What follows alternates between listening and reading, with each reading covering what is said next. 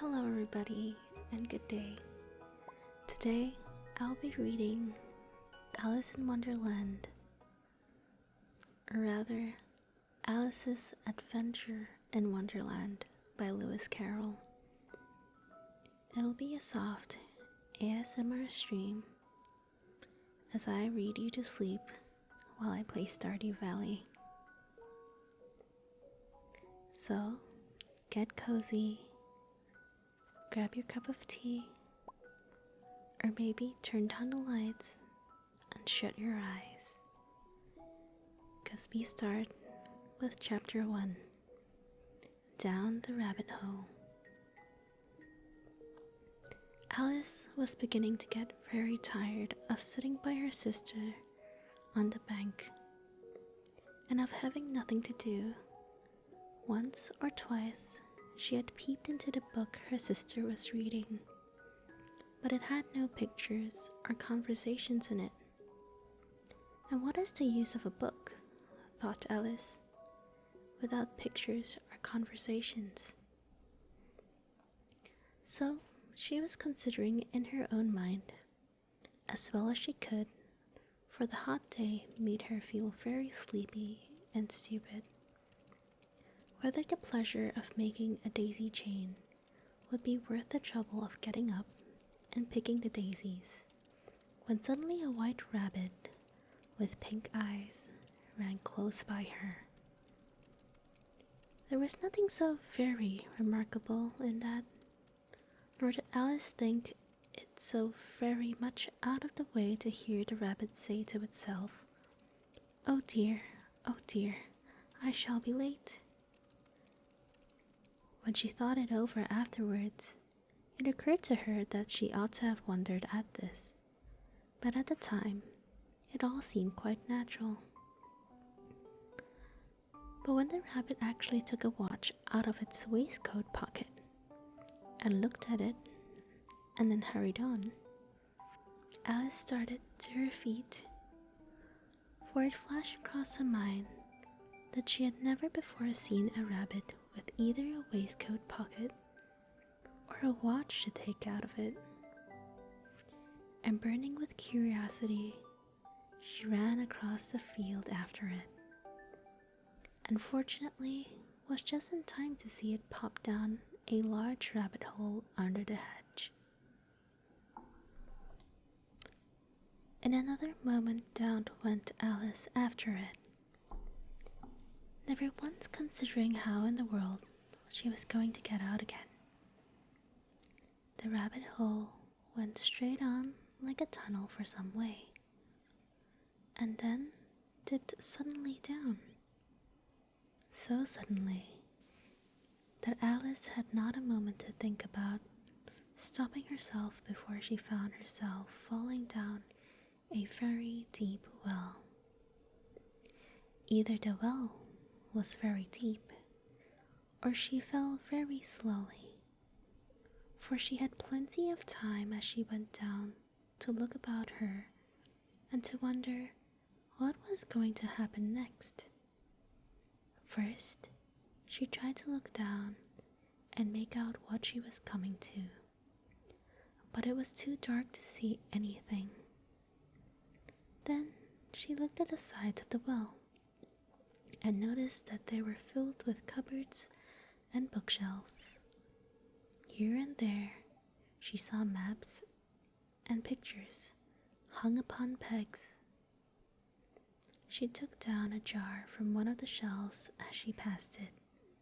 It was labeled Orange Marmalade, but to her great disappointment, it was empty. She did not like to drop the jar for fear of killing somebody underneath, so managed to put it in one of the cupboards as she fell past it. Well, thought Alice to herself, after such a fall as this, I shall think nothing of tumbling downstairs. How brave they all think of me at home. Why, I wouldn't say anything about it, even if I fell off the top of the house. Which was very likely true. Down, down, down. Would the fall never come to an end? I wonder how many miles I've fallen by this time, she said aloud. I must be getting somewhere near the center of the earth. Let me see. That would be 4,000 miles down, I think. For you see, Alice had learned several things of this sort in her lessons in the schoolroom, and though this was not a very good opportunity for showing off her knowledge, as there was no one to listen to her, still, it was good practice to say it over. Yes, that's about the right distance. But then I wonder what latitude or longitude I've got to. Alice had no idea what latitude was, or longitude either, but thought they were nice grand words to say. Presently she began again. I wonder if I shall fall right through the earth. How funny it'll seem to come out among the people that walk with their heads downward. The antipodes, I think. She was rather glad there was no one listening this time, as it didn't sound at all the right word. But I shall have to ask them what the name of the country is, you know. Please, ma'am, is this New Zealand or Australia? And she tried to curtsy as she spoke. Fancy curtsying as you're falling through the air. Do you think you could manage it? And what an ignorant little girl. She'll thank me for asking it. No, it'll never do to ask. Perhaps I shall see it written up somewhere. Down, down, down. There was nothing else to do, so Alice soon began talking again. Dinah'll miss me very much tonight, I should think. Dinah was the cat. I hope they remember her saucer of milk at tea time. Dinah, my dear, I wish you were down here with me. There are no mice in the air, I'm afraid, but you might catch a bat, and that's very like a mouse, you know. But do cats eat bats? I wonder. And here Alice began to get rather sleepy, and went on saying to herself in a dreamy sort of way, do cats eat bats? Do cats eat bats?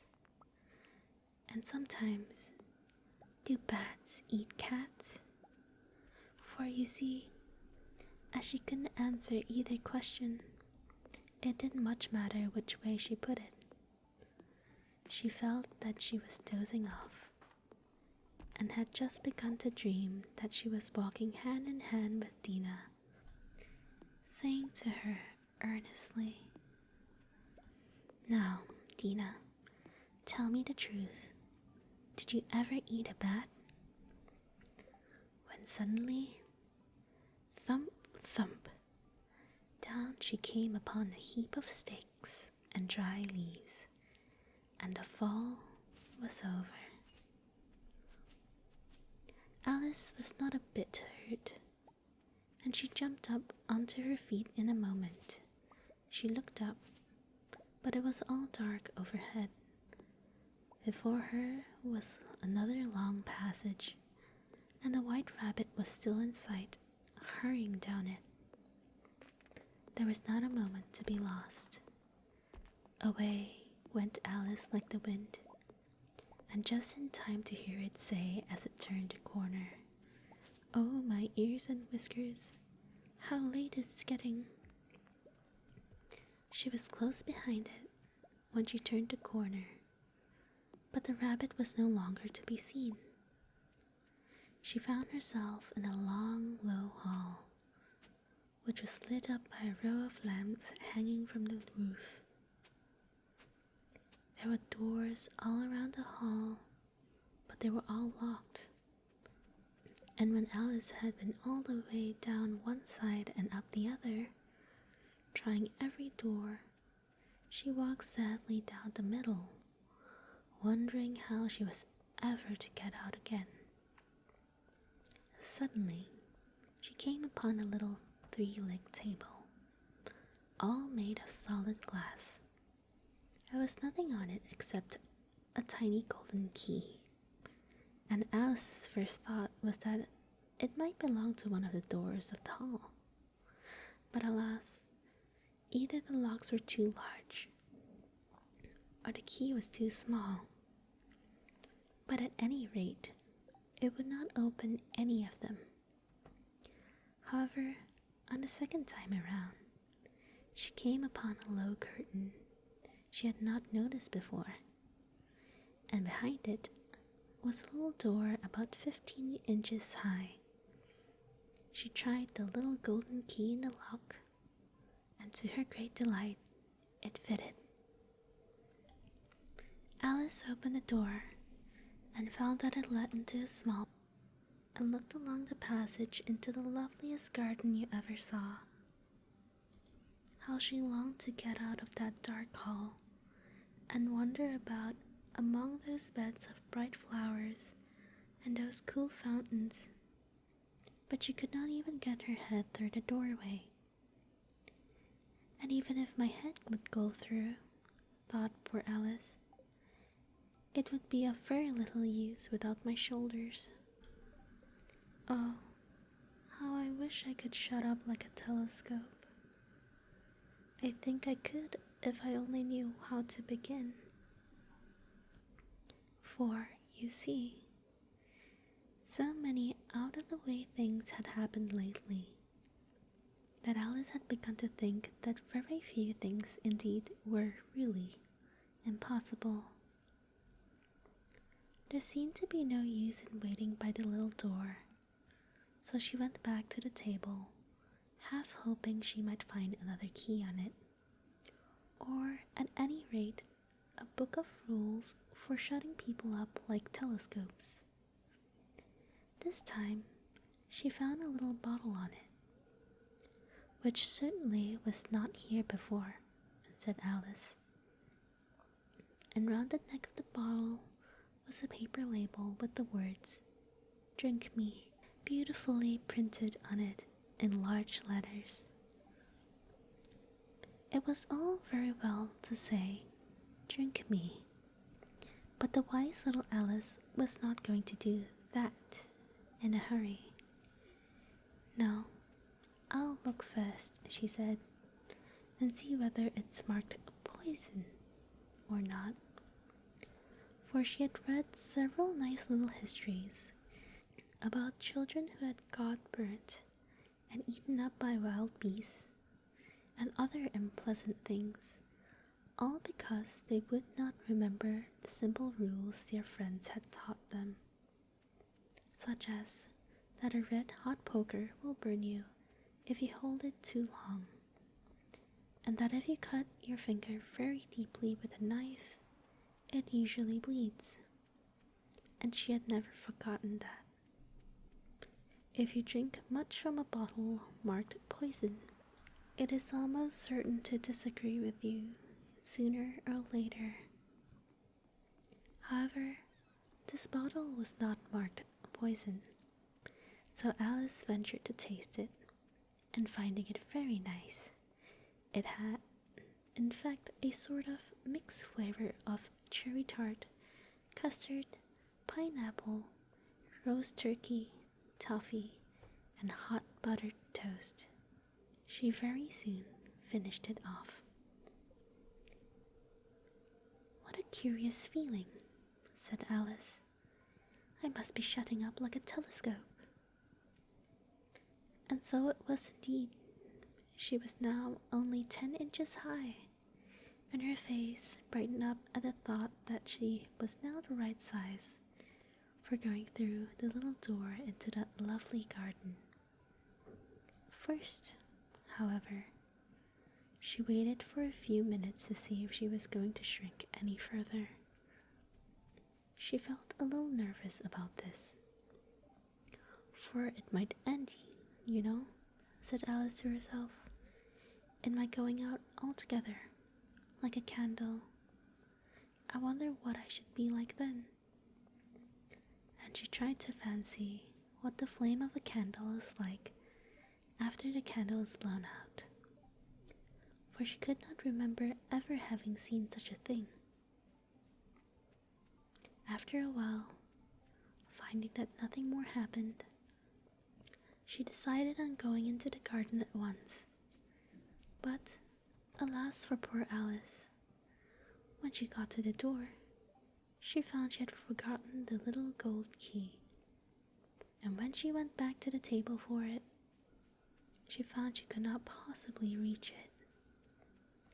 She could see it quite plainly through the glass, and she tried her best to climb up one of the legs of the table, but it was too slippery.